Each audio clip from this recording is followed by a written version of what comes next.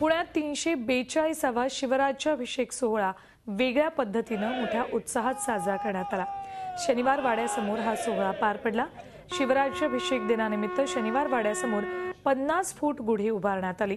त्याचबरोबर 342वा शिवराज्याभिषेक दिन असल्याने यावेळी 342 ढोल ताशांच्या गजरात शिवाजी महाराजांना मानवंदना देण्यात आली। 342 ढोल ताशांच्या गजरामुळे परिसर दणाणून गेला होता।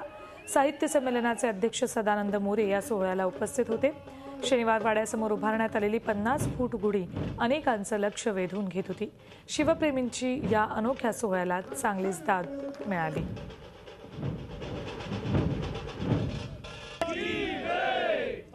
1 मे महाराष्ट्र दिन म्हणून साजरा केला जातो। तद्वत 6 जून महाराष्ट्र शासनाने स्वराज्य दिन म्हणून जाहीर करावा आणि तो महाराष्ट्रात साजरा करावा, ही माझी महाराष्ट्र शासनाला मागणी आहे। शिवाजी महाराज सगळ्या महाराष्ट्राचे, सगळ्या भारताचे, सगळ्या जगाचे आहेत। त्याच प्रतिष्ठेने त्यांची आपण उपासना केली पाहिजे, त्यांच्या विचारांचा प्रचार केला पाहिजे आणि आचरण केलं पाहिजे त्याला अनुसरून, हे आव्हान आहे। झी 24 तास रहा एक पाऊल पुढे।